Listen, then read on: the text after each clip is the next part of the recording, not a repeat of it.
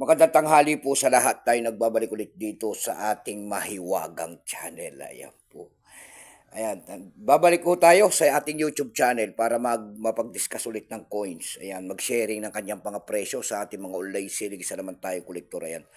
Magandang umaga po sa inyong lahat. Magandang tanghali po sa inyong lahat. Ayan, guys. Ayan, special shoutout lang natin yung mga magpapa-shoutout dito sa ating YouTube channel. Ayan, mag-comment po kayo dyan kung gusto nyo po magpa-shoutout kasi next video ko po, ayan, makababanggit ang inyong mga pangalan po. Ayan, may pag-usapan natin barya guys. Ito po ay barya po ng Germany. Ayan, Germany coins. Ayan, 1 euro. Ayan, 1 euro ng Germany. Baka mayroon kayong mga ganyan. Ayan, bultuhan pa po ang bili natin. Hindi kayo magpapaniwala sa mga mahal. Ayan, sinasabi nila mahal.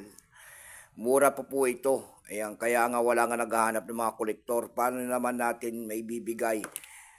Magsisend po kayo ng mga murang coins. Ayan po, 2 pesos and 3 pesos lamang.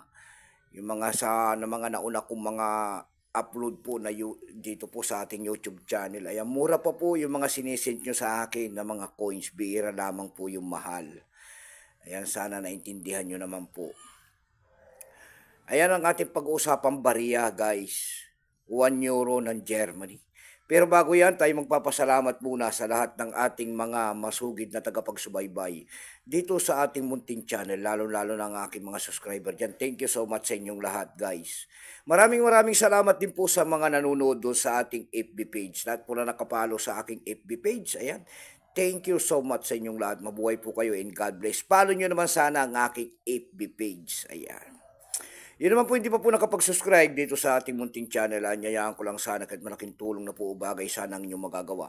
Tulad na lamang po sana ng pagpindot ng ating subscribe button, like and share para ma-update ko naman kayo sa mga bago ko pang ilalabas na video. Ayan. Ayan ang ating pag-uusapan ngayon, barya guys, sa tanghaling ito. Ayan, tignan natin ang presyo nito, magkano ng bintahan nito. Pero bago yan, kilalanin mo muna natin ang coins niya yan. Ayan, issue po ay Federal Republic of Germany yan. Ayan. Period niyan, Federal Republic, 1949 up to date po. Type nito, standard circulation coins, years, 2006 hanggang 2016. Ayan. Value niyan, 1 euro, Germany, currency, euro, 2002, up to date po. Kung ano materialis ang ginamit sa barya na yan po ay metallic, copper, nickel, glad, nickel, center in nickel brass ring. May bigat lamang itong 7.5 grams, may habang 23.25 mm. May kapal po naman itong 2.33 mm. Orientation niyan ay medal alignment. Number M-111. Reference number KM-213.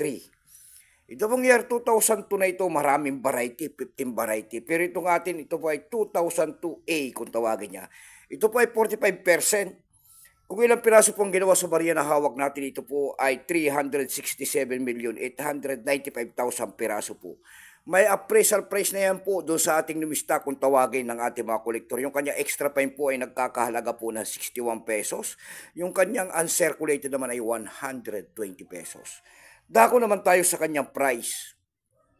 Ayan. Doon sa ating EV.com po, meron tayo nakita nagbebenta nito ng $10. Nasundan po yan ng $5.99. Dako naman tayo sa Carousel PH. Sa Carousel PH naman po, meron tayo nakita nagbebenta nito ng 150 pesos. Ayan, nasundan po yan ng 100 pesos, yung pinakamababa pong bintahan. Pero sa atin po, bultuhan po ang bili natin dito. Ayan, pag-usapan na lang natin sa comment section yan. Ayan, magkumpano kayo ng mga coins dyan. So hanggang dito lamang po, keep safe po sa natin. God bless.